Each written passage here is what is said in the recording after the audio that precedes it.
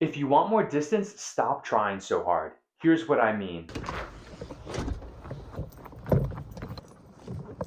More distance doesn't equal more muscle, stronger pull, or more aggression when you throw. Throwing far is far more art than muscle and focuses on the tiny details. Hey everybody, what is up? It's Antonio. Welcome to another episode here on Gladiator Disc Golf. I'm so excited to have you here. It's been a little while. These two are very excited about it, and I am too, and I hope you are. The last few months have been a little bit silent, not even crazy, just silent here on YouTube and Instagram. And we moved again. We're back in Texas, thankfully. It is good to be back. With this video, what I'm doing is 30 videos in 30 days. A challenge for me and a challenge for you to work on our game together and improve our disc golf skills. So let's go ahead and let's get right back into it. All right, everybody, the first tip we're going to talk about is your grip. Whether it's a fan grip, modified fan grip, or a power grip, what we want is to make sure that it's not too tight or too loose. If it's too loose, the disc kind of just falls right out of your hand, and there's really no strength and tension behind it in order to help it snap out of your fingers. Now, if it's too tight, and some of you might be dealing with this, you're probably dealing with some grip lock. The way to find out the right tension is by just pulling the disc out of your hand with your non-throwing hand. What you want is something that is close to or simulates the snap that we look for when we throw. You want to hear those fingertips and the base of your thumb or your palm meet. The second tip is about the extension. You may have heard this called in the past reaching back or reaching out.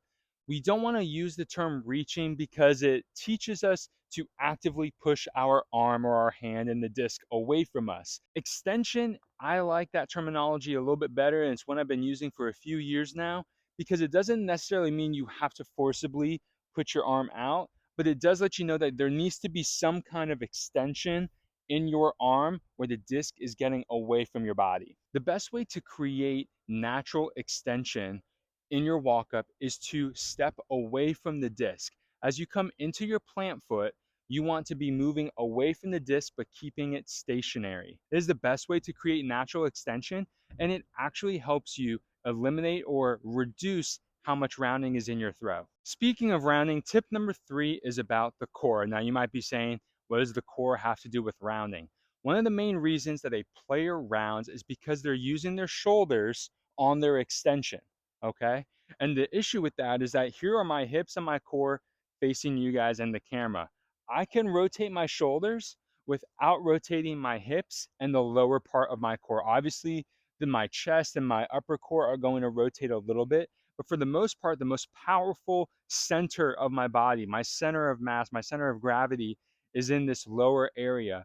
And that's not rotating when I spin my shoulders facing away from my target. By doing just your shoulders, you're probably going to over rotate and you're not going to actually generate enough power from the lower body because those parts of your body haven't actually gotten into a loading position to be able to explode. So what we want to do is instead of focusing on our shoulder as we're going through our walk up, rotate that hip and that core to be pointing backwards. And you'll feel it just a little. It doesn't require a lot of movement, but all of a sudden now, if I'm throwing this way, my feet are parallel, my hips and my core and my shoulders are all facing away from the target.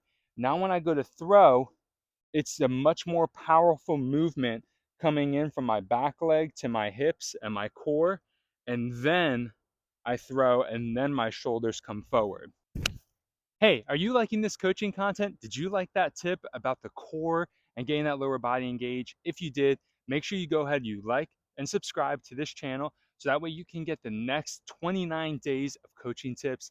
So excited for this 30 videos in 30 days, and I hope you are too. All right, let's get better at disc golf.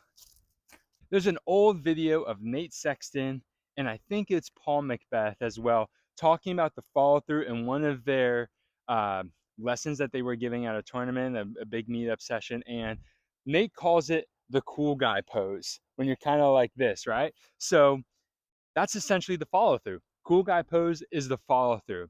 A controlled follow through is an indication of your form. If you are losing balance on your follow through, if you're falling forward on your follow through, if you or fill in the blank, if anything bad is happening in your follow through that doesn't look calm and controlled and collected, there's something wrong with your form. So the last tip for today's video is all about footwork. A common misconception in footwork is that you want to move your feet fast so that you can throw far. It's why you see a lot of players in the early stages of their playing career running down the tee pad. If they're doing a shorter, they're moving their feet very quick. The issue with that is that there's this misconception that moving your feet fast is going to make you throw further, because we think speed and acceleration is going to equal a faster throw. It makes sense when we're starting out, but when you really get into the details of it and looking at it, you realize speed or fast feet does not equal far throw. Rather, it's controlled tempo equals far throw. Look at a lot of the pros. For the most part, they don't move very quickly down the tee pad. Even players like Simon and Eagle, we see them move very controlled, and then it's here where they explode into the throw that we see everything move fast. A smooth and controlled walk up gives your body the opportunity to hit all the timing markers that it needs to hit in order to propel the disc down the fairway, in order to throw far. If you're having trouble with your speed and control on the tee pad, go ahead and give the 3-step drill some work. It's really easy to do. You just simplify it to setting up perpendicular perpendicular to your target. That first step, X step, plant. And try throwing like that in your warm up and practice sessions. It's going to feel very awkward and different at first, but it'll help you get a lot of these other components down. The risk of rounding decreases because you're not having all this speed coming into the throw where you lose control of your body. At the end of the day, distance is an indication of your form. How do you throw 300, 400, 500, 600 plus feet? Your form continues to improve along the way. There is no secret body build that you have to have. It's all about timing and mechanics when throwing the frisbee. And that's, when throwing the disc. That's why disc golf is really more art than muscle. So go ahead and implement the 5 tips that we talked about today, and let me know in the comments which one was your favorite. See you tomorrow, where we'll focus on backhand timing and diving into that concept a little bit more.